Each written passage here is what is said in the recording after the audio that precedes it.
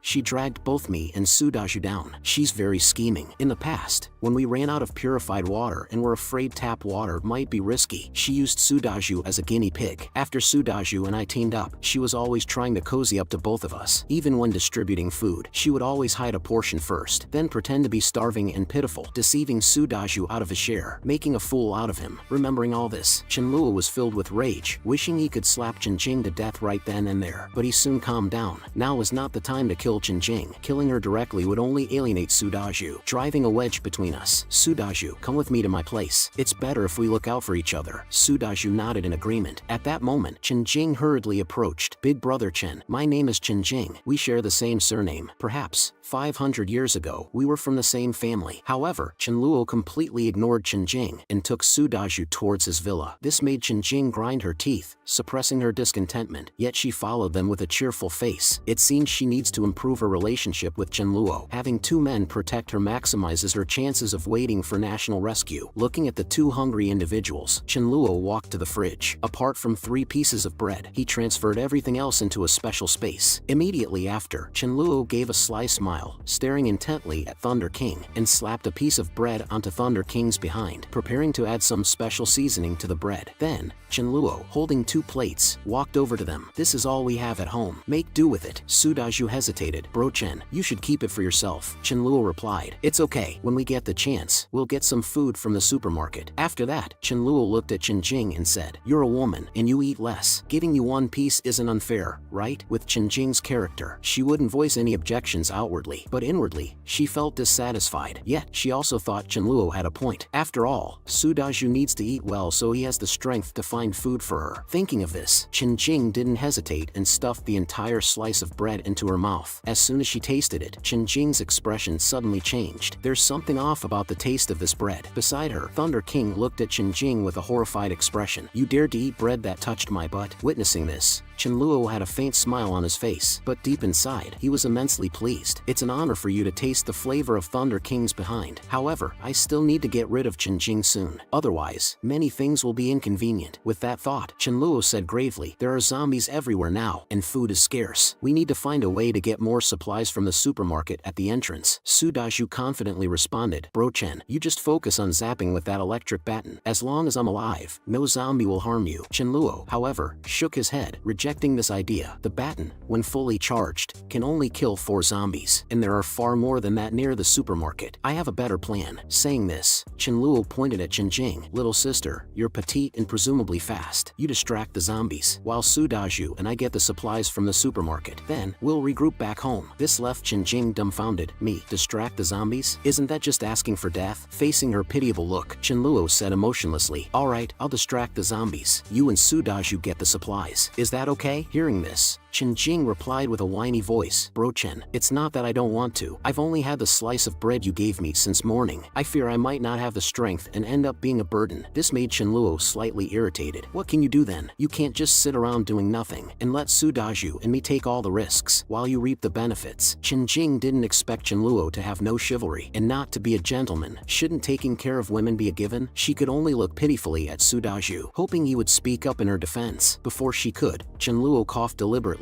I haven't had any water since morning, and my throat feels parched. It's my fault for not stocking up on bottled water. I'm not sure if the tap water is contaminated. Why don't you, Chenjing, try it for me? If you do, I won't make you go. This made Chenjing furious. You want to use me as a guinea pig? I've been so worried about the water being contaminated that I haven't dared to drink any. I do have a bottle in my backpack, but with Su Daju around, I was hesitant to drink it. What if he asked me to share? I've been holding back, and I'm about to die of thirst. Just then, her eyes fell on Thunder King beside her, and she exclaimed with a sudden realization. That's it. We can let him try the tap water to see if it's drinkable. This made Thunder King stare at Chenjing in bewilderment. I may not be human, but you're truly heartless. Using me as a test subject? Damn, I want to bite you. In his rage, Thunder King lunged at Chenjing, only to be blocked by her backpack. Yet, in the scuffle, he tore a hole in it, and all the snacks and water inside spilled out. Seeing a backpack full of treats, Chenluo laughed. So that's why she's been guarding this old backpack. She was hiding snacks. She probably planned to enjoy them secretly after getting rid of us. Disgusted by her actions, Chenluo thought, I won't tolerate this deception. He then pierced a drink with a straw and handed a snack to Su Daju. You must still be hungry. Take this. Once you're full, we'll get the supplies. This time, Su Daju didn't hesitate. He took it without a word, then shot a disdainful glance at Chenjing. This morning, I risked my life multiple times to rescue her, and yet, she lied about not having food when she clearly did. She obviously didn't want to share. I won't be courteous with someone like that. Realizing what was happening, Chenjing rushed forward shouting, don't eat that. It's mine. Give it back. Seeing her approach, Chenluo swiftly stuck out a leg, tripping her. As she fell to the ground, she began to sob. You two men, picking on a small girl like me. What kind of men are you? Chenluo sneered at her. Why don't you ask the zombies if they care whether you're a man or a woman? But just this little glimpse of your true nature isn't enough for Su Daju to truly grasp human behavior. I need to give Chenjing a harsher lesson. Soon enough, he formed a plan in his mind. So Chenluo stepped forward to console Chenjing. Why are you crying? We need to eat to have the strength to search for supplies, right? You don't need to go this time. We'll repay you double for the food we eat. Hearing this, Chenjing realized, no matter what, it wouldn't benefit her to confront Chenluo and Su Daju. Turning against them would only push her deeper into danger, and if she died, she'd have nowhere to plead her case. Thinking of this, she quickly apologized to both of them. I was wrong. I have this instinct because I was traumatized by hunger as a child. I know my attitude isn't right. I'm sorry. It's just my natural reaction. Then, Chenjing spun a story about her difficult childhood. Even Chenluo had to admire her for making up such a tale on the spot. Su Daju, let's rest for an hour, then head to the supermarket nearby. I'll prepare some things. You two do as you please. Su Daju nodded in agreement. I'll follow your lead, Bro Chen. Chenluo then pretended to gather supplies, but in reality, he summoned Thunder King, asking him to lure a dozen or so zombies home. Thunder King stared in disbelief. Master, you're joking, right? I understand luring zombies, but bringing them into the house? I don't get it. Chenluo gave Thunder King a sidelong glance. Don't ask too much. Once we return, you'll understand. With that, Thunder King set off on his mission. Subsequently, Chenluo took out 4 garlic bulbs from his special space, minced them, and placed them in 2 bowls, then brought them outside. The pungent smell made Su Daju puzzled. Bro Chen, why are you preparing so much garlic juice? Hearing this, Chenluo explained with a smile. You might not know. When I was outside earlier, I happened to see someone wearing a string of garlic. Zombies seemed to be terrified of it and kept backing away. Chenjing's eyes lit up.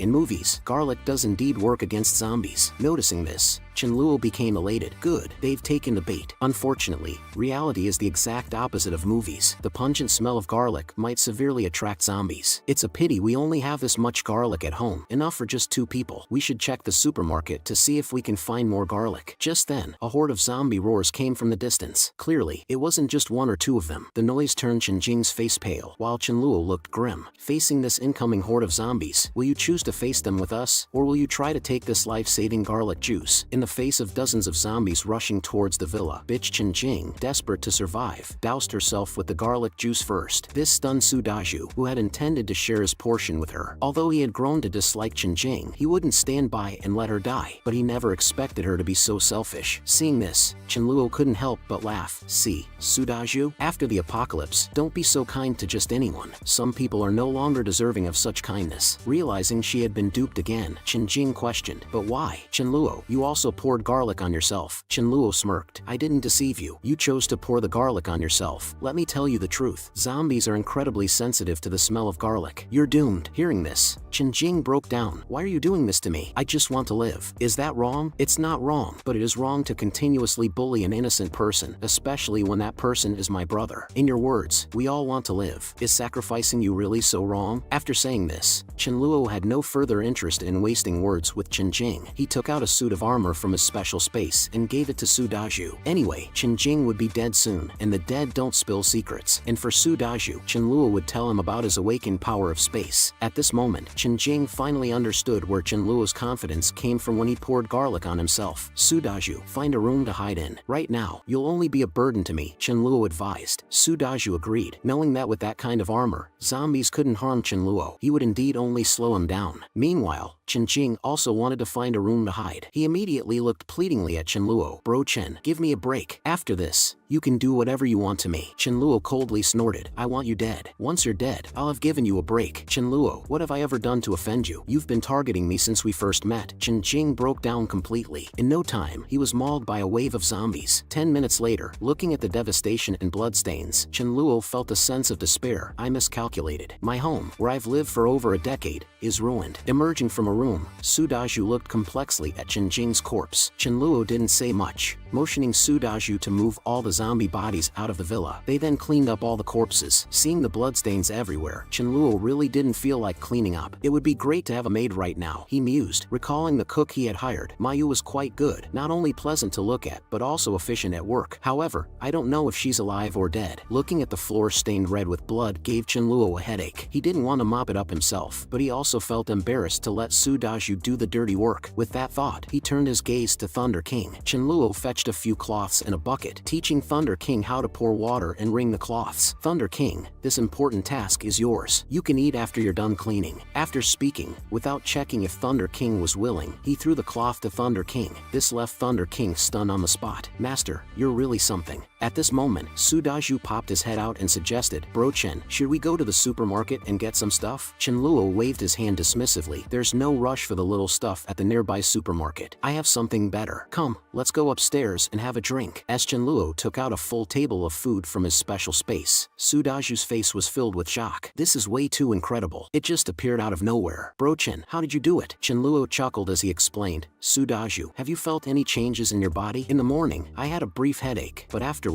I felt much stronger. I experienced these changes before the apocalypse. If your change is related to strength, mine is about space. I found that I could control a bit of spatial power. I had a feeling that a disaster would occur, so I stored some supplies. Hearing Chenluo's explanation, Su Daju nodded with a semblance of understanding. Immediately after, Chenluo poured a beer for Su Daju. I also had a premonition that we'd become brothers. Come on, let's not worry about it. Nothing's bigger than enjoying a meal. Looking at the full table of dishes, Su Daju swallowed hard. There's too much food, Bro Chen. We can't finish it all. Let's save some. 2 or 3 dishes are enough. Chenluo responded grandly. It's okay. If we can't finish, there's still Thunder King. He hasn't eaten yet. Thunder King, who was currently mopping the floor, didn't seem to mind. Leftovers are fine. During During my wandering days, I was grateful just to get some leftover scraps. Thank you, master. But seriously, is mopping the kind of task a dog should be doing? After a satisfying meal, Chenluo took out a zombie crystal from his space and handed it to Sudaju. Full, right? These crystals are for you. Try absorbing their power. They can rapidly enhance your strength. Sudaju curiously asked, where did these come from? Chenluo smiled and explained that they were extracted from the brains of zombies. Sudaju immediately looked disgusted. That's kind of gross. Come on, let's go to the room and absorb the crystals together. If it gets too intense, stop immediately. That night, Chenluo lay in bed, holding a crystal and started absorbing its energy. Strange. Based on my experience from my previous life, absorbing 8 crystals at a time should be enough. Why have I absorbed 20 now? When he absorbed the 21st crystal, Chenluo felt a sudden pain in his head. Immediately after, he discovered he had leveled up. I remember it took me a full 14 days to level up in my past life. Now, I've reached level 2 on the first day of the apocalypse. I feel like I can continue absorbing. I wonder what my absorption limit is this time. It wasn't until he absorbed the 42nd crystal that Chenluo stopped. Feeling the power within him, he tried to conjure the Sword of Void. Though it dissipated in less than 5 seconds, Chenluo was satisfied. In his previous life, he only mastered the Sword of Void's ability at level 7 and the Void Walk at level 9. Given his current progress, he might master it by level 4, and the Dimensional Blade, which he could only control at the king level in the future, might be developed earlier. It was his most potent weapon for assassinations and surprise attacks. With these thoughts, Chenluo quickly fell asleep. The next morning, Chenluo asked Sudaju and Thunder King about their crystal absorption experiences. Sudaju excitedly replied, bro, your method really works. I feel much stronger. I absorbed about 7 crystals. 7? That's already quite impressive. Meanwhile, Thunder King barked 9 times in a row, indicating he had consumed 9 crystals. Chenluo laughed. Thank goodness it wasn't 99. Otherwise, you'd have to bark 99 times. Sudaju looked at Thunder King in astonishment. This dog is truly remarkable. He's consumed more than me. Don't underestimate Thunder King. He's very talented. As he spoke, Chenluo took out an electric baton and armor from his space. Try this armor on. After breakfast, accompany me to the granary. The two, along with the dog, soon arrived at the truck they had parked earlier. Seeing the truck unharmed, Chenluo smiled. Free guarding works well. Bro, there are so many zombies. Should we take them out? Asked Sudaju. Chenluo stopped him. These are free laborers. Let Thunder King divert them. Thunder King then skillfully drew all the zombies away, making it look easy. This left Sudaju somewhat frustrated. Why do I feel Thunder King is more useful than me? Chenluo chuckled. Don't compare yourself to a dog. There are things he can do that even I can't. Everyone has their strengths. Bro, what can't you do that he can? He might eat poop, would you? Chenluo teased. Thunder King, upon hearing this, barked in protest, clearly indicating, Master, you're slandering me. I don't eat poop. Once Thunder King got into the truck, Chenluo headed towards the granary. Strangely, it was eerily silent. I made such a ruckus, and not a single survivor has called out for help. Bro, don't granaries usually have large basements? Maybe the people are hiding there and didn't hear us, suggested Sudaju. Considering Sudaju's words, Chenluo got out of the truck and approached the pathway to the basement. Using their flashlights, they illuminated the path. Chenluo's eyes widened in shock. Not far from them lay the skeletal remains of a human. Normal zombies wouldn't clean the bones so thoroughly when they feed. They always leave some remnants. Only mutated creatures like ants or rats would clean bones to this extent. I don't know if it's ants or rats, but both are communal creatures. There must be a staggering number of them. Chenluo hesitated for a moment. If they encountered a massive number of those creatures, he wasn't sure they'd come out on top. We can't take the risk. Our lives are the most important. Just as he decided to retreat, a series of squeaking sounds echoed from below. Chenluo's face turned pale. Without any hesitation, he grabbed Sudaju and started running. That sound was unmistakably a swarm of rats. Thunder King, upon seeing a mass of shadows rushing out from the basement, was startled and sprinted away. Among the swarm, a mutated rat king hesitated for a split second as it gazed at the fleeing Thunder King. Deciding that human flesh was more delectable, it commanded the rat horde to pursue Chenluo and Sudaju. Just as Chenluo reached the granary's entrance, the rat king lunged and hit him squarely on his back. With a loud thud, pain seared through Chenluo's spine, and he uncontrollably toppled forward. Ignoring the pain, he quickly scrambled to his feet, but that slight delay allowed the rats to catch up. Looking back, they were horrified to see hundreds of rats, each one significantly larger than a regular rat, swarming towards them. Without hesitation, Chenluo pulled out his electric baton and dispatched a few of the rats lunging at him. Both Chenluo and Sudaju stood back to back to prevent any sneaky attacks from the rat swarm. Fortunately, the electric baton was effective against them. However, the idle rat king was a concerning sight for Chenluo. It was a mutant. In this post-apocalyptic world, while every being, be it a survivor, zombie, or mutated creature, grew stronger gradually, some rare mutants drew upon their life potential potential, boosting their power at the expense of their lifespan. These mutants were incredibly unlucky to encounter. The present Rat King was obviously such a mutant. There's no way it could have grown this large in just 2 days. Suddenly, the Rat King launched a surprise attack, knocking Sudaju to the ground. In the face of danger, Sudaju managed to jab the electric baton into the Rat King, but to his horror, barely affected the creature, which merely winced in pain. It lunged at Sudaju, biting hard onto his armor, producing a cracking sound. The sturdy armor now bore a deep crack. One more bite, and it would breach the armor entirely, causing Sudaju to break into a cold sweat. In a swift move, Chenluo pulled out 2 chunks of pork from his space and threw them to the ground. The surrounding rats were instantly distracted by the meat. Seizing this chance, Chenluo approached the Rat King. He couldn't help but think if he hadn't leveled up the previous night, they'd have been doomed for sure. As Chenluo charged forward, the Rat King's eyes flashed with disdain. It wondered whether Chenluo would electrocute it first or if it would bite Chenluo to death first. Little did it know, while Chenluo openly held the electric baton in his left hand, he had conjured a sword of void in his hidden right hand. The Rat King, about to deliver a fatal bite to Sudaju, suddenly sensed a looming threat of death. Turning its head, its eyes widened in shock upon seeing Chenluo, and it tried to flee. However, it was too close to escape. In a swift motion, Chenluo slashed its throat with the sword and then extracted a crystal from the Rat King's forehead. Sudaju, I think its 2 front teeth might make useful weapons. I don't have the strength. Can you try prying them out? After much effort, Sudaju managed to retrieve the 2 large teeth. Good, let's head to the basement. With the rat swarm dealt with, it should be safe now. Even if zombies entered, the rats would have attacked them. Upon entering the basement, Sudaju's face registered shock as Chenluo stored all the supplies into his spatial ability. Bro, how big is your spatial ability? It's not that big, probably around the size of this granary. He then turned to Sudaju with a serious look. Sudaju, you must never speak of how much I've hoarded. No matter who asks, you can't say a word. In these end times, we can't trust anyone. Sudaju nodded solemnly. Don't worry, bro. I won't say a word, even if it kills me. Upon their return to the villa, Chenluo recognized that his strength wasn't enough. Today's encounter at the granary was a close call due to the mutant Rat King. He planned to level up to rank 3 at home. Given my current rate of absorbing crystals, it'll take over 3 days to reach the 3rd rank. Sudaju, if you're bored, you can play some single-player games upstairs. After their meal, Chenluo turned to Thunder King with a smile, hinting that dishwashing duty was now his responsibility. This left Thunder King, the dog, utterly speechless. From mopping and cleaning to now washing dishes, he thought, Master, can't you act like a human for once? You're even more demanding than a dog. Chenluo looked at Thunder King, who had just finished washing the dishes, and said, Thunder King, if I recall correctly, you leveled up to the 2nd rank yesterday, didn't you? Hearing this, Thunder King excitedly barked in affirmation, as if to say, yes, Master, I'm awesome. But what Chenluo said next dampened his enthusiasm. As the saying goes, a good dog needs to be polished to become talented. Why don't you go find some zombies to practice on and see if you can develop some new electrical skills? Dejected, Thunder King began to walk towards the door. Just as he was about to exit, Chenluo suddenly called out to him. Thunder King, hopeful, turned around, thinking that maybe his master had changed his mind or was concerned about his safety. However, Chenluo simply handed him 2 bags of trash, asking him to dispose of them on his way out. Alright, I overthought it. Thunder King seemed to lament, Master, you really don't treat a dog like a dog, do you? Watching Thunder King depart, Chenluo sighed. He's so high maintenance. When will he clean up and dispose of trash on his own? That's when he'll be a mature dog. I seriously need someone like Mayu to take care of daily chores. Once I level up to rank 3, I'll go find her immediately. With that in mind, Chenluo eagerly returned to his room to absorb the zombie crystals. As a wave of pain washed over him, Chenluo successfully advanced to a rank 3 power user. In my past life, it took me 1.5 months to break through. Now, it's only been 3 days, he marveled. He could feel the enhanced power within him. Compared to when he was at rank 2, his energy was significantly higher. Most importantly, the Void Sword, which previously lasted only 5 seconds, could now be sustained for 20 seconds. Now I can confidently go outside. It's the perfect time to search for Mayu and restock on crystals at that 5-star hotel. The next day, Chenluo, Sudaju, and Thunder King set out. In no time, the trio cleared the zombies surrounding the hotel and extracted the crystals from the zombies' brains. At that moment, a survivor from the hotel named Lu Wenba, seeing the duo's formidable fighting skills, rushed to seek their help. However, Chenluo didn't immediately respond but instead asked, Do you know Mayu? Lu Wenba trembled and replied, On the day of the disaster, there was a business meeting in the morning and she was called to prepare dishes for it. Chenluo then grabbed Lu Wenba, instructed instructing him to lead the way. Meanwhile, inside the cold storage, Mayu had kindly saved a group of people, but instead of showing gratitude, they not only complained that she took up too much space, but also physically assaulted her. A famous actress named Lin Ear even suggested to throw her out to feed the zombies so that they could have more resources to survive. Hearing this, the others quickly showed their true colors and unanimously agreed. Ignoring Mayu's desperate pleas, they forcefully threw her out, even going as far as mocking her and calling her derogatory names. In utter disbelief and filled with regret, Mayu wished she hadn't opened the door for these people. I should have let the zombies eat them and stayed safe inside the cold storage. I'm so angry. I would pay any price to see them get what they deserve, she thought. However, she believed it was too late. Two zombies detected Mayu's scent and roared, rushing toward her. As the zombies approached, Mayu closed her eyes in despair, thinking about the saying, in the face of the apocalypse, the true nature of humans is unpredictable. Just as the situation seemed dire, Chenluo arrived in the nick of time, kicking a zombie away with force. Chenluo looked at Mayu with immense relief, saying, "Thank goodness the chef is still alive. Now I can have some good food." "Mayu, it's me, Chenluo. I came all the way here, risking my life to save you. Tell me you're moved and that you'll become my dedicated chef." Tears welled up in Mayu's eyes as she replied, "Thank you for coming to save me." Suddenly, Chenluo put his hand over her mouth, signaling her to keep quiet. "Let's deal with these zombies first, then we can catch up," he whispered. They were now surrounded by dozens of zombies. Chenluo and Su Daju, armed with electric batons, swiftly dispatched the nearby undead. Meanwhile, the ungrateful group inside the cold storage, upon seeing this, rejoiced, thinking that someone had come to rescue them. People began to emerge from the cold storage, trying to ingratiate themselves with Chenluo. "Thank you, heroes, for saving us," one exclaimed. "Hello, I'm Lin Ear. It's great to meet you both." She assumed that if they were her die-hard fans, they would fawn over her like a dog. However, she was mistaken. Chenluo completely ignored them, heading straight to Mayu and helping her up. "Tell me what happened. I'll handle it for you." Noticing that Mayu was the only one outside the cold storage and nearly became zombie food, it wasn't hard for Chenluo to guess that something shady had taken place. Hearing Chenluo's words, all the pent-up grief and injustice Mayu felt came flooding out. She tearfully recounted the betrayal and the events leading up to her near-death experience. Chenluo responded with a cold laugh. "That's why it's not always good to be the good person. I only came to save Mayu because she has value. If you have no value, who cares whether you live or die?" Upon realizing that Chenluo and Mayu knew each other, Li Lin, one of the group, quickly tried to offer money to smooth over the incident. "Young man, could you escort me home? After the crisis is resolved, you can work at my company with a monthly salary of 200,000, he proposed. This enraged Su Daju, who was standing nearby. He loathed such ungrateful, double-dealing individuals. First, they got saved by someone else, then they tried to send that person to their death. Now, they want to use money to settle the issue, he thought. In his anger, Su Daju slapped Li Lin across the face. Lu Wenba, another survivor, watched in shock. In their city, Li Lin was a well-known figure. Weren't they afraid of retaliation? Suppressing his anger and covering his bruised face, Li Lin humbly pleaded, "Young man, you've already avenged your friend. It's true, we were in the wrong. Just get us to a safe place. Name any condition you have." Chenluo dismissed Li Lin's plea with disdain. He was a man of principles. Once someone became his enemy and there was an opportunity to get rid of them, he wouldn't hesitate. These people had been sentenced to death in his mind. With this thought, Chenluo took a rope out of thin air. "Since you've offended someone close to me, I can forgive you once by tying you up. Whether you survive or not will depend on your luck." Li Lin was infuriated by this. "How is this different from killing us? Is there no law and order left in your eyes?" Su Daju sneered at the side. "Did you think of that when you threw her outside?" The female celebrity, in a desperate attempt to save herself, knelt in front of Chenluo, begging for her life. "If you save me, I'll do anything for you," she cried, attempting to pull down Chenluo's trousers, implying a lewd favor. This left Chenluo utterly speechless. "What's wrong with you? Why are you trying to undress someone just like that? Get away from me, you're disgusting," she responded defensively. "It's not my fault. I haven't showered in days, so of course I'm a bit dirty. You can help me clean up." Chenluo, tired of her nonsense, promptly used a smelly sock to gag her mouth. "Let's go, let them fend for themselves." He then headed out of the hotel with Su Daju. Lu Wenba hurriedly followed, calling out, "Big brother, I want to come with you." Chenluo turned to look at him, picking up an iron rod from the ground and handing it to him. "If you can go to the main street and kill 10 zombies, I'll let you come with me." The mere thought made Lu Wenba break into a cold sweat, shaking his head in fear. Chenluo scoffed, "You're as useless as mud that can't be molded. When given a chance, you don't seize it." Before leaving, as a token of appreciation to the waiter who guided the way, Chenluo took him to a small supermarket next to the hotel. He gave him 3 minutes to shop freely, and then promised to escort him back to his dormitory as a thank you. As Lu Wenba excitedly filled his cart with supplies in the supermarket, Chenluo turned to Mayu and offered, "I'm in need of someone to handle logistics. How about you join us? Your only responsibilities would be cooking and washing dishes. In exchange, I I guarantee your safety and you'll be well fed. To be a bit boastful, meeting me is the luckiest thing to happen in your life. So, what's your answer? Would you like to come with me? I'm willing, Mayu replied promptly, nodding. After all, if it weren't for Chenluo, she would have already been dead. Chenluo, pleased with the response, said, once we've escorted that young man back, we should celebrate with a grand meal. But you'll be cooking. After safely dropping Lu Wenbo back to his dorm, half an hour later, reached their villa. Upon their arrival, Chenluo asked Mayu about her newly awakened power. He then introduced his own power, as well as Su Daju's. Mayu pondered for a moment, remembering a headache she'd had on the third day of the apocalypse. She hadn't paid much attention to it at the time, but Chenluo guided her to tap into that newfound strength. A second later, a flame appeared in Mayu's hand. Chenluo was astounded. A flame ability in a chef could make dishes even more delectable. We've truly found a treasure. In just half an hour, Chenluo and Su Daju found themselves drooling over a lavish spread of food. After taking a bite, tears of joy streamed down Chenluo's face, confirming that seeking out Mayu had been the right decision. After the meal, Chenluo led Mayu to her room, reminding her to be cautious if she decided to take a bath, specifically warning against drinking untreated water. He handed Mayu a cell phone and a power bank to pass the time, informing her that they would stay put for the next few days to focus on enhancing their abilities. Chenluo promised to explain the upgrade method later. 3 days passed, and Chenluo managed to advance to level 3 of his power. Based on his progression rate, he estimated that it would take about 10 more days to reach level 4. It was time to go out and gather more crystals to further enhance his abilities. Simultaneously, he thought of checking on Mi Ling and Mi Li, the two sisters. Even though it might not be the right time to recruit them, he believed it would be good to see how they were doing. After all, it's a resurrection technique. Not having such a powerful individual under one's control would be inviting divine retribution. Before setting out, Chenluo gave a strict warning to Mayu. While we're gone, no matter who it is or what reason they give, don't open the door for anyone, even if they die right in front of you. Also, make sure to lock every door and window in the villa. Don't stick your head out or step outside, or you'll face the consequences. After giving his instructions, Chenluo and Su Daju headed to a nearby villa area and cleared out all the zombies in the vicinity. In a short span of time, they had collected over 500 zombie crystals. Seeing they had gathered a good amount, Chenluo stretched his body, preparing to head towards the apartment where the sisters Mi Ling and Mi Li lived. Su Daju, head back to the armored truck and rest. I'll take Thunder King with me and scout around the area to ensure we haven't missed any stragglers. Soon after, Chenluo arrived at the apartment building where the sisters lived. If I remember correctly, they live in Unit 201 of this building. He then sent Thunder King up to sniff around and check if anyone was home. Thunder King barked joyfully, as if to say, this is what a dog is supposed to do. All the chores you had me doing before, like mopping the floor, washing dishes, and taking out the trash, were definitely not meant for a dog. Just as Thunder King was about to ascend the stairs, his remaining right ear twitched. He immediately crouched low, emitting a low growl from his throat. The next second, like a rabbit, he darted into a nearby bush. A white cat sprinted out from the bush at high speed. Even though cats are generally more agile than dogs, it didn't take long for Thunder King to catch up with this particular feline. Chenluo was taken aback by the scene unfolding before him. The cat was uninfected and beautiful. It'd be nice to take it back as a pet. Immediately, he called out to Thunder King, asking him not to harm the cat. Just as he spoke, Chenluo heard a voice, "Get this stupid dog off me." He stared at the cat in disbelief, realizing that it possessed the ability for telepathic communication. What an unexpected find. I must keep it. Thunder King, how could you be so rude? Let it go. Chenluo chided, though at the same time, he made sure to grab hold of the cat, fearing it might escape. Thunder King looked guilty, as if accepting all the blame. Once in Chenluo's grasp, the cat didn't struggle. It looked up at him with big, sky-blue eyes, and a voice echoed in Chenluo's mind. I didn't provoke or annoy it. Why did this dog just randomly bite me? So infuriating. Chenluo replied in agreement. Yes, so infuriating. Suddenly, the little cat seemed to sense the smell of dried fish on Chenluo. He was amazed by its ability, wondering how it knew. Was it instinct? I can give you dried fish to eat, and then you'll be my kitty. Just then, a voice from above shouted, let go of my Rice. Looking up, Chenluo was shocked to see that it was Mi Li. The cat, named Rice, belonged to her. He thought, how come I never saw this cat in my past life? The sisters never mentioned it. Mi Li came down the stairs, approaching Chenluo with her hand out, demanding, give Rice back to me. Mi Li quickly took the cat from Chenluo, holding it close. Observing this, Chenluo speculated, it seems the two sisters are not together right now. If Mi Ling were here, she would never have let Mi Li come down alone. Relieved, Mi Li, holding the cat, didn't want to linger outside any longer than necessary. She quickly thanked Chenluo and was about to leave when Rice started struggling in her arms. Let me go. He has dried fish. I want the dried fish. He's not a bad person if he has dried fish. Confused, Mi Li thought, what kind of weird logic is that? Rice, having escaped from Mi Li's grasp, looked pitifully at Chenluo. I haven't had dried fish in over a week. week. Can you give me some? Considering this, Chenluo thought it might be an opportunity to ally with Mi Li. His plan was to collaborate, as both Mi Ling and Mi Li weren't just pretty faces. One possessed a top-tier flame ability and the other a light power that could resurrect people. With that in mind, Chenluo smiled and picked up rice. There's a supermarket nearby that should have dried fish. Should we go there? And perhaps we could team up to find supplies? Mi Li's initial reaction was to refuse. The idea of venturing out with two strangers seemed perilous. However, Rice convinced her, citing that he didn't sense any ill intent from Chenluo. This left Mi Li conflicted. Seeing her hesitation, Rice said with a huff, "If you don't want to go, then don't. I'll go with him. You can wait at home for me to bring back food." Rice's words made Mi Li blush. For the past week, they had relied on Rice's small and agile frame to get supplies from outside. So, she agreed and told Chenluo to wait for her while she got her gear. In a moment, Mi Li returned, wearing a purple helmet and armed with a rolling pin. Seeing her unusual attire, Chenluo almost choked. He then introduced his own companions. "This is my buddy, Su Daju. Think of him as a warrior. And this dog is also my partner, named Thunder King. He's an electric mage. You can call him Thunder King. I'm Chenluo, a spatial power user. What about you?" Upon hearing this, Mi Li replied, "You already know about Rice's ability to communicate with humans. I've also suddenly acquired a special power. I'm akin to a priest in video games." No sooner had she spoken than a group of zombies began to surround them. Chenluo quickly warned everyone to be cautious. Mi Li, who was at the back, initially panicked but soon regained her composure. She directly amplified the strength of both Chenluo and Su Daju. Feeling the surge of power within him, Chenluo was amazed. Truly, an incredibly rare light power. At level 1, she can amplify strength by a third. With Mi Li's boost, Su Daju began to dispatch the zombies effortlessly. However, a lone zombie rushed towards Mi Li. Chenluo shouted for her to get out of the way, but Mi Li stood her ground. After all, she had never fought a zombie before and felt this might be a good practice. The post-apocalyptic world requires one to adapt. Mi Li, faced with the oncoming zombie, quickly applied a strength boost to herself. Due to her lack of combat experience, she didn't dodge the zombie's attack. Its sharp claws aimed for her neck, but her thick jacket shielded her from the brunt of the strike. Without hesitating any longer, Mi Li began to wildly bash the zombie with her stick, causing its head to split open. Chenluo, who was nearby, felt a chill watching Mi Li ferociously bash the already dead zombie. Brain matter was splattering everywhere, but she kept smashing the creature's head. Snapping back to reality, Mi Li looked at the zombie whose head she had destroyed and couldn't help but vomit. Chenluo handed her a tissue and a bottle of mineral water. Mi Li gave him a grateful glance. Meanwhile, Rice looked quite annoyed and huffed. "Are you two done? Are we going to get that dried fish or not?" Half an hour later, after Chenluo had dealt with the zombies on the supermarket's second floor, he instructed Mi Li, "Grab as many supplies as you can." Rice had already found the dried fish snacks in the snack area, pleading with Chenluo to help open the packaging. Looking at the little cat, Chenluo began to ponder. He always felt that this cat had other secrets, not just an awakened psychic ability. After all, such a unique ability like mental communication isn't something a novice in psychic powers could master. With such a rare cat, he definitely needed to recruit it into his team. With this thought, Chenluo opened the dried fish and tempted Rice. "This fish isn't fresh. Eat sparingly. I have fresh fish. Come with me later, and I'll make you braised fish." Hearing this, Rice became excited. On the other side, Mi Li, who was gathering supplies, was completely unaware of a mutated zombie sneaking up behind her. Sensing the danger, Thunder King quickly yelled out a warning and rushed towards Mi Li. Hearing Thunder King's alarm, Mi Li instinctively turned around, her face turning pale with terror, collapsing to the ground. She saw a 2-meter-tall, obese zombie before her. Mi Li tried to flee but tripped over 2 large bags of food she had packed. Seeing this, the obese zombie smirked. "I'm so hungry, I'll eat you up." Mi Li scrambled up, without hesitation, hurled the 2 large bags of food at the zombie and turned to flee, only to run directly into the arriving Chenluo. At first glance of the obese zombie, Chenluo's pupils contracted. This was another mutated zombie, and more specifically, the most common type known as devourers. Not only do they possess great strength and defense, but they also can use body slam attacks and even self-detonate. Judging by its size, it must be a level 3 zombie. Thinking this, Chenluo pulled Mi Li behind him. "Stay behind me. Don't be afraid. I'm here." Hearing these words from Chenluo, Mi Li's racing heart miraculously began to calm. Looking at Chenluo shielding her, she felt an indescribable sense of security. Just then, Thunder King arrived in the nick of time, unleashing a bolt of lightning to ambush the obese zombie from behind. The ambushed zombie, infuriated, turned and roared at Thunder King. Seizing this opportunity, Chenluo brandished his sword of the void, slashing at the obese zombie. Accompanied by a cracking sound, the obese zombie was cleaved in two. It didn't even get the chance to use its self-detonation skill before falling apart on the ground. Chenluo quickly shielded Mi Li with his body, telling her to close her eyes and not look at the corpse. Hearing his voice, Mi Li involuntarily closed her her eyes. At that moment, the only thing in her mind was the scene of Chenluo's sword swing earlier. He looked incredibly cool. She let Chenluo take her hand and lead her downstairs. When she opened her eyes again, Meili couldn't help but look at Chenluo, thinking, how did I never notice before how handsome brother Chenluo is? Chenluo looked at her, puzzled. As they gazed at each other for a moment, Meili's face inexplicably turned red. This caught Chenluo by surprise. He never expected that the appearance of the obese zombie would lead to a classic hero saves the damsel moment. Although it's a bit cliche, the effect was really good. Thinking of this, Chenluo decided to strike while the iron was hot, inviting Meili to join his team.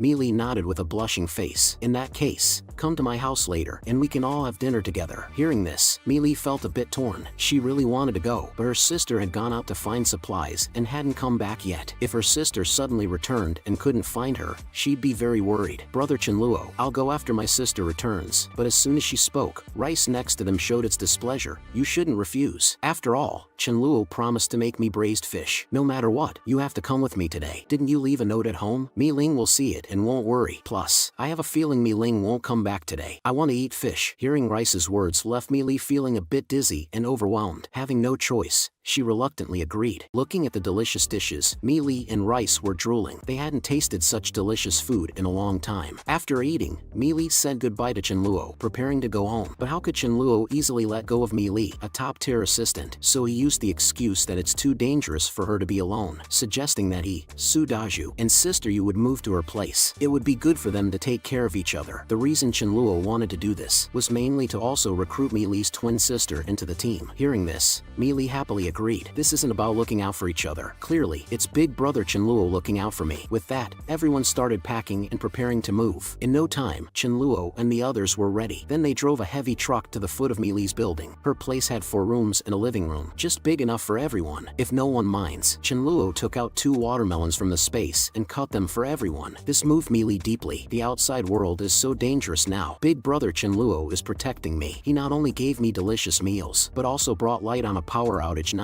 and my favorite watermelon. Thinking of this, she couldn't help but hug Chenluo. Brother Chenluo, I feel that the luckiest thing in my life is meeting you. Being hugged like this, Chenluo secretly felt pleased inside. It's all thanks to my darn charm. It's a pity I only met Mi Li today. I can't rush to eat hot tofu. Otherwise, my ugly face would have been exposed. Thinking of this, he started to comfort Mi Li. In the future, we're all teammates. Helping each other is what we should do. No need to be so formal. Do you want to eat some watermelon before hugging me again? Hearing this, Mi Li's face turned red. She ate the watermelon in small bites. Her face flushed, trying to hide her embarrassment. After finishing the watermelon, Mi Li began to assign rooms to everyone. Sister Yu, you stay here. This room was for classmates who occasionally visited. Brother Su Daju, this room is where my sister paints. Just move a bed in and it's good to go. Brother Chenluo, this is my sister's room. You can stay here. This made Chenluo a bit puzzled. If he stayed in Mi Ling's room, where would Mi Ling stay when she returned? Never mind, let's just settle down first. With that in mind, Chenluo took out some zombie crystals for Mi Li. After teaching her how to use them, he bid her goodnight and went to his room. But as soon as he opened the door, he saw Rice waiting for him on the bed, even casting him a flirtatious glance. You devil, why did you come so late? This left Chenluo speechless. Rice and Thunder King, although they had increased intelligence, had never received education. They didn't really understand the meaning behind those words. Rice just thought it was fun, so when Chenluo entered, he teased, I'll sleep with you tonight, and with Mi Li tomorrow, Rice said, rubbing against Chenluo's hand. You're really a flirtatious cat. Know how to share love equally. Chenluo picked up Rice and started petting him vigorously. Rice was indeed lovable, good-looking, and sweet-talking. Well, I'll pamper you well tonight. Let's cultivate together. Having said that, Chenluo took out the crystals and absorbed them with Rice. Meanwhile, on the other side, Mi Ling was clearing zombies on the road, hurrying home. Accompanying her were 2 of her classmates. However, these 2 inept teammates kept hiding behind her out of fear, and she had to protect them from time to time. It was exhausting for her. Whenever they encountered zombies, they'd push Mi Ling forward to deal with them. This infuriated her beyond measure. Although her flame ability was potent, the consumption of energy was immense. Even after advancing to level 2, she couldn't deal with multiple zombies consecutively. Looking at the 2 cowardly teammates hiding in the bushes, Mi Ling couldn't help but think of her younger sister. If I'm struggling so much to survive, how could my delicate little sister cope? Did she starve to death at home, or was she eaten by zombies when she went out to find supplies? As the zombies were cleared, the 2 cowardly teammates cheerfully emerged from the bushes, and the group continued on. In her heart, Mi Ling prayed trade. Mi Li, if you're still alive, please hold on. I saved a piece of chocolate just for you. On the other side, Chen Luo and his team were preparing for a barbecue night. Just as Chen Luo was about to ask Su Daju and Mi Li what skewers they wanted, shouts came from downstairs. Mi Li was shaken and a look of immense joy appeared on her face. Excitedly, she exclaimed, "It's my sister. My sister is back." Saying this, she dashed downstairs. Witnessing this, Chen Luo murmured to himself, "After a long wait, I've finally met you, Mi Ling." He then followed Mi Li. Seeing the two sisters embrace, he felt reassured. It's touching, he thought, but as this sentiment settled, Chen Luo suddenly noticed the two dimwits nearby, wondering where on earth they had come from. Xinjiang and Wang Xingwu looked excitedly at Mi Li, their faces alight with anticipation. The two quickly exchanged glances. Mi Ling, the campus belle, has a sister, and Mi Li is no less beautiful. It was worth accompanying her all the way from school for so long. Yeah, if we can get close to these two sisters, it would be a dream come true. The sudden appearance of Chen Luo put Xinjiang and Wang Xingwu on alert. Who is he? Why is he with Mi Li? I don't know. I've never heard of Mi Ling having a brother. Seeing Chen Luo, Mi Ling also became instantly wary. Seeing her sister's reaction, Mi Li smiled and quickly introduced Chen Luo. Hearing this, Mi Ling had an epiphany. Oh, I see. That's why Mi Li looks so well taken care of. He really has done a good job with her. Meanwhile, in their minds, Xinjiang and Wang Xingwu decided to take the initiative and woo Mi Li. After all, Mi Ling had been distant towards them throughout their journey. Thinking this, Wang Xingwu made the first move, pulling out a crumpled piece of bread and offering it to Mi Li. Seeing this, Xinjiang hurriedly pushed Wang Xingwu aside and presented Mi Li with a sausage. Mi Li, don't be shy with us. Look, I also have some grilled sausages for you. Xinjiang looked at Wang Xingwu in astonishment, thinking, you're going all out, aren't you? The supermarkets outside are all full of zombies. Getting these supplies was extremely hard. However, Mi Li decisively declined their offers. She could eat and drink whatever she wanted every day. Why would she care for their measly bread and sausage? Even if Chen Luo wasn't around, she wouldn't accept things from strangers. Chen Luo, watching from the side, couldn't help but think, these two guys, their attempts at flirting are so obvious. But he had already decided how to get rid of them. Daring to vie with him for someone's affection was a death wish. Mi Ling, seeing the two trying to woo her sister, knew exactly what they were thinking. She mentally cursed herself for ever getting involved with such burdens. I can't let them be a burden to me and my sister any longer. After a farewell meal later, we should all go our separate ways. Thinking of this, she motioned for everyone to head upstairs. Hearing this, the two men made a face as if they were pigs, still fantasizing about living together with the campus belle. Mi Ling then inquired tentatively, do we still have food at home? Chen Luo thought, of course, we have food, but only if you, Mi Ling, listen to me and join me. Otherwise, there's nothing for you. As soon as they entered the house, Chen Luo asked Sister Yu to cook some rice. After all, it's Mi Li's sister. He couldn't be too stingy. I'll offer some rice for you all. This made Ma Yu puzzled. I thought we were having a barbecue. Why suddenly change to rice? When he saw the group, he immediately understood Chen Luo's intentions. As soon as Xinjiang and Wang Xingwu entered the house, they rushed into the kitchen. Seeing Ma Yu pouring purified water into the rice cooker, without a word, they grabbed the water bucket from him, hoisted it up, and began to drink directly from it. Ma Yu looked at their disgraceful behavior and immediately felt repulsed. Can't you pour it into a bowl to drink? How will others use it if you drink like this? However, the two were indifferent. Do you know how hard our journey here was? What's the big deal about drinking some water? This made Chen Luo even more eager to get rid of the two. After quenching their thirst, Wang Xingwu and Xinjiang left the kitchen, surveying the environment approvingly. Worthy of the campus belle's house. It's spacious and the interior design is stylish. It's just a pity there's another guy here. At that moment, Xinjiang suddenly paused, his eyes locked onto Thunder King, the dog lying under the couch. Both of their mouths watered, wanting to eat the dog. They began to act self-righteous and started lecturing Chen Luo. Bro, no offense, but people are struggling to survive in these times. Why are you keeping a dog? I heard you say you only have a bit of rice left. What will you do after it's finished? Take our advice and slaughter this dog. It would not only save food, but also feed everyone. Thunder King, hearing this, immediately glared at them menacingly, causing them to be taken aback. Bro, this dog is too aggressive. What if it harms someone? It's better to cook it and improve everyone's meal. Upon hearing this, Chen Luo immediately wanted to get rid of them. How dare they think of harming my dog? His usually cheerful face instantly turned cold. I indeed don't have extra food to feed a dog, but it seems I have to feed two dogs here. You two better get lost before I lose my temper. Upon hearing this, Xinjiang became furiously embarrassed. Pretty boy, have you ever fought a zombie? How dare you talk to me like this? Chen Luo was taken aback, Fight with zombies? This guy is too perverted. It seems as long as one has courage, even zombies need maternity leave. I indeed haven't fought zombies. As soon as he finished, Xinjiang snorted coldly. I knew it. You're just a pretty boy hiding at home. Then he turned to Mi Ling and continued, Mi Ling, we've been with you all the way. We've suffered so much, faced countless dangers. Don't you know how hard it is to survive? This guy is wasting food on a dog. Isn't that a waste? Wang Xinwu chimed in. You know what we've been eating on our way here. Besides, the end of the world is not a suitable time to keep dogs. Why not eat it to improve our meals? Mi Ling, disgusted by their behavior, shouted, you two bastards, shut up. Do you think I don't know what filthy thoughts you've been harboring? Throughout our journey, all you've done is hide behind me. I initially thought we'd have a farewell meal together, but it seems there's no need now. Get out right now. From now on, everyone fends for themselves, and we won't interfere with each other. Upon hearing this, Xinjiang and Wang Xinwu were furious. They hadn't expected Mi Ling to break off ties with them. Mi Ling, have you no conscience? We risked our lives to protect you, and even helped you find your sister. Now you're just abandoning us? Mi Ling laughed coldly. It's laughable. Every time we encountered zombies, you pushed me to the front. Who was really protecting whom? Hearing Mi Ling reveal their true colors, an infuriated Xinjiang began cursing at her. Mi Ling didn't bother to argue with them and waited for them to finish their tirade before telling them to leave immediately. Before leaving, the two didn't forget to throw out threats. On the side, Chen Luo petted Thunder King's head, signaling him to follow them out and finish them off. In this apocalyptic world, it's hard to predict human nature. Thunder King nodded in agreement and quickly followed the two downstairs. Seeing this, Mi Ling was puzzled. Is this dog being sent to deliver dog meat? Xinjiang and Wang Xinwu continued their rants downstairs, planning revenge. Little did they know they were nearing the end of their lives. Suddenly, there was a noise behind them. To their surprise, it was Thunder King. Just as they thought they could feast on dog meat tonight, Thunder King spat out 5 bolts of lightning. Before they could react, they were electrocuted to death. Having dealt with the two, Thunder King lifted his head and hurried back home, thinking, you thought you could eat dog meat with that level of skill? What pathetic trash. Back home, after Mi Ling finished a pot full of rice, she looked at Chen Luo apologetically, having consumed all the rice. But don't worry, whatever I've eaten from you now, I'll repay you doubly in the future. Chen Luo simply responded with an O and asked if she was full. After receiving a positive answer, Chen Luo turned to Ma Yu and said, Sister Yu, we won't have a barbecue today. Let's make meibo tofu, hand-torn cabbage, spicy shredded potatoes, boiled beef slices, spicy diced chicken, braised prawns, spicy crab, beef. As for soup, let's make tomato and egg soup. Hearing this, Mi Ling was puzzled. Chen Luo gestured for Mi Li to come over. Mi Li, come with me. I have something to discuss with you. Mi Li nodded and followed Chen Luo to a room, which made Mi Ling frown in suspicion. A man and a woman alone in a room? What was Chen Luo up to? Was he planning to make a move on her sister right in front of her? As they entered the room, Chen Luo quickly cornered Mi Li, placing one hand on the wall beside her. The intimate gesture made Mi Li blush. Chen Luo looked at her affectionately. Being with your brother, you don't have to worry about food or drinks, right? Mi Li nodded. And with me, you feel safe and protected, right? She nodded again, her face turning even redder. Chen Luo smiled at her. It's because you're obedient, gentle, and capable that I treat you well. But does your sister listen to me? At this, Mi Li pondered. Her sister was always independent and hardly knew Chen Luo. She wouldn't just listen to him. Seeing Mi Li lost in thought, Chen Luo continued, Mi Li, if you had to choose a leader between me and your sister, who would better lead us to survive in this world? Without hesitation, Mi Li responded, of course, it's you, brother Chen Luo. After all, my sister just returned and ate like a starved ghost. She devoured 3 bowls of unwashed rice, which made me feel sorry for her. Meanwhile, the dog you keep is even tired of eating meat. Since meeting you, I've never gone hungry again. If my sister can't even take care of herself, how can she lead the rest of us? Chen Luo chuckled. So we must first get your sister to. He initially wanted to say be trained to obey, but he stopped, thinking it sounded too sinister and didn't want to come off as a creep. Mi Li looked at Chen Luo, puzzled as he suddenly stopped speaking midway. What do you mean by we must? She asked, her expression full of confusion. Chen Luo felt a rush of awkwardness, causing sweat to form on his brow. Clearing his throat, he said earnestly, we must get her to listen to me. Otherwise, in crucial moments, disagreements between your sister and me might put us all in danger. Mi Li nodded in agreement, seeing the logic in his words. So, until she listens to me, I won't share my supplies with her. She'll have to watch us eat. With that, Chen Luo patted Mi Li's shoulder. Whenever she starts listening, she can eat. Remember, we're doing this for her good. Having been somewhat brainwashed by Chen Luo, Mi Li echoed, yes, it's all for my sister's sake. like. Meanwhile, in the kitchen, Mi Ling was shocked to see Mayu preparing a vast amount of food. She hurriedly advised her to conserve supplies, but Mayu ignored her, stating that Chenluo had instructed her to cook all this. How much she cooked wasn't her decision. Hearing this, Mi Ling went straight to Chenluo, urging him to be more frugal. Otherwise, there'd be nothing left to eat tomorrow. Chenluo remained unfazed. Today, you reunited with Mi Li. It's a happy occasion and deserves celebration. Besides, these are my supplies, so it's none of your business. Mi Ling was taken aback. She had never seen anyone be so extravagant during the apocalypse. Looking at the feast, she sighed, regretting eating so much earlier. Although full, she couldn't resist joining them for the delectable dishes. As Mi Ling took a seat at the dining table, Chenluo asked her in surprise, "What are you doing sitting here?" This infuriated Mi Ling, and she retorted, "Where I sit is none of your business." Mi Li could only silently apologize to her sister in her heart. For her sister's future, she'd have to endure some discomfort now. "We're about to start eating. It's not appropriate for you to sit here. Of course, if you want to watch us eat, feel free to stay." Upon hearing Chenluo's words, Mi Ling's face was filled with disbelief. "What do you mean? Don't I have a share of the food?" Chenluo responded that the sumptuous feast laid out on the table wasn't for her. Furious, Mi Ling exclaimed, "Didn't you say this was to celebrate my reunion with Mi Li?" "Yes, I did," Chenluo replied coolly, "but I never said you'd be joining us for the meal. You're not part of our team. Only those who are with me get to enjoy the delicacies I've risked my life to bring back." Turning to Mi Li, he asked, "Aren't you with me?" Mi Li bashfully nodded. "Yes, I am with you." Chenluo, Su Daju, Sister Yu, and even Thunder King the dog and Rice the cat all echoed their allegiance to Chenluo. Chenluo looked at Mi Ling triumphantly. "See, only those loyal to me get to eat my food. Since you're not with us, why should you have any right to eat with us? Unless you two decide to follow me and call me brother, you can't share our meal." Mi Ling, more enraged than ever, interrupted him. Slapping her hand on the table, she shouted, "Chenluo, don't push me too far. Just for a meal, you want to humiliate me like this? Let me tell you, even if I starve, I won't take a single bite of your food." With that, she stormed off towards her room. The more she thought about it, the angrier she became. It was a blatant play at humiliation. After all the hardships she'd endured to return home, she had been met with betrayal. Forced to smell the tantalizing aromas from the dishes and listen to them discuss the delectable food, she couldn't stand being in the living room any longer. She couldn't bear the scent of the food. With a cold expression, Mi Ling retreated to her room. Just as Mi Ling entered her room, her chest tightened with anger. On her bed was a man's underwear. Without a doubt, it belonged to Chenluo. "Oh, Mi Li, what a wonderful sister you are," she thought sarcastically. "You gave away your own sister's room to a man." Just then, Mi Li peeked in, attempting to explain the situation. Hearing her words, Mi Ling clenched her fists, grinding her teeth in anger. She held back her fury only because she had seen how Chenluo took care of her sister. If not for that, she would have given him a piece of her mind. Mi Li mentioned, "Chenluo said it's okay to take a shower. Just make sure you don't swallow any water. If you feel uncomfortable, you can rinse off quickly." Nodding, Mi Ling told her to go back to her meal. While showering, Mi Ling couldn't understand how she had become so isolated. Rice's behavior was understandable. Cats were known to be fickle. As the saying goes, with treats, they recognized their master. But she was deeply hurt that even Mi Li seemed to have traded her loyalty for food. "Eat all you want now," she thought. "Once the fridge is empty, Mi Li and Rice will come running back to me. Just wait and see who has the last laugh." When she finished her shower and heard Chenluo distributing grapes for dessert, her mouth watered uncontrollably. "Of all the fruits, why did he have to choose my favorite? Grapes? I want some so badly." Shaking her head, she tried to distract herself from the craving. Coming out, Mi Ling called Mi Li to her room. She wanted to understand everything that had happened recently, how Chenluo acquired the supplies, what kind of spell he had cast over everyone, especially her sister. Mi Li, on the other hand, saw this as an opportunity to persuade Mi Ling to listen to Chenluo. Chenluo, who was nearby, unabashedly admired Mi Ling's figure. Even a brief glance at her seemed tempting. To tease her, he waved some grapes in front of her. Fuming, Mi Ling was sure he was doing this on purpose. Once inside the room, Mi Ling pushed Mi Li onto the bed, glaring at her. "Why are you siding with a stranger over your own sister? What was that earlier? Why didn't you stand up for me?" Mi Li pleaded while trying to reason with Mi Ling. "Sister, I did what I did for the good of all of us. If we're going to form a team, we'll need a leader to avoid disputes during dangerous times. Among us, Chenluo is the most suitable candidate. That's why I didn't support you at first. Chenluo was just worried you wouldn't cooperate, which is why he resorted to such tactics to corner you. Besides, he discussed it with me beforehand, and I agreed with him." Hearing Mi Li's explanation, Mi Ling suspected that her sister had been brainwashed by Chenluo. "If he shows his competence, I'd naturally listen to him. But using such trivial methods, does he think he can make me surrender just by offering a meal?" she retorted. Upon hearing this, Mi Li felt frustrated and asked Mi Ling about her plans. A continued standoff wouldn't be helpful. Mi Ling stated that unless Chenluo showcased his prowess, "Let's have a duel. The winner will lead. If he's so sure of himself, let him prove it. Saying so, Mi Ling grabbed her jacket, heading decisively towards the door. Panicking, Mi Li asked, "Where are you going?" "I'm going to search for some food within the community," Mi Ling replied. "But it's getting dark. What if something dangerous happens?" "Chenluo, can you please talk some sense into her?" Mi Li pleaded. Chenluo hesitated. "Sorry, Mi Li, I have no grounds to stop your sister. But don't worry, let her take Rice with her. It can sense danger in advance." Rice grumbled, unhappy with the arrangement. Why doesn't Mi Ling just align herself with Chenluo? Women are so obstinate. Chenluo nudged Thunder King with his foot, signaling for him to accompany Mi Ling. Thunder King muttered to himself, "Why go out in such heat? It's annoying." Mi Li intervened. "If that's the case, can I assist my sister?" Nodding, Chenluo replied, "Yes, but make sure you're well equipped and stay safe." Watching the duo, accompanied by a cat and a dog, leave the house, Chenluo sighed deeply. Mi Ling, I never wanted to trick you this way, but you did kick my butt in our previous life, just because I stole a few cabbages from you. Isn't it fair to take some small revenge now?" However, this couldn't go on like this indefinitely. A solution had to be found to bring her under control. 10 minutes later, Mi Ling returned with a bucket of instant noodles and began to show off in front of Chenluo. Hearing this, Chenluo chuckled. "I was planning to have barbecue tonight, but since you are flaunting in front of me, I will show you what real beef noodles are like." After ordering Sister Yu to prepare beef noodles for the night, he turned his focus back to the significant issue at hand. Chenluo then directly invited Mi Ling to have a serious conversation, to which Mi Ling nodded in agreement. He began, "Firstly, I admit that my behavior at noon was excessive. I shouldn't have treated you like that, and for that, I apologize. Secondly, until you recognize my position as the leader, I won't be sharing my resources with you. After all, the role of a leader requires both strength and strategy, but I will prove to you that my abilities and judgment are superior to yours. First, regarding strength, let's have a duel in 3 days. If I lose, I will follow your lead from then on." Mi Ling's eyes brightened at this proposal. "Are you serious?" she asked, indicating that she was willing to have the duel immediately. Chenluo, however, flatly refused. He explained that he wasn't in full control of his abilities and feared he might seriously injure her. Besides, he added, "Just wait 3 days. Once I break through to the 4th level, I will be able to crush you easily. Moreover, as you are now, you wouldn't just lose to me, you'd lose to Thunder King as well." Hearing that she was considered inferior even to a dog, Mi Ling became furious on the spot. "Are you saying I can't even beat your damn dog? This Chenluo is humiliating me again, comparing me to a dog." Seeing Mi Ling in this state, Chenluo quickly conceded, all right,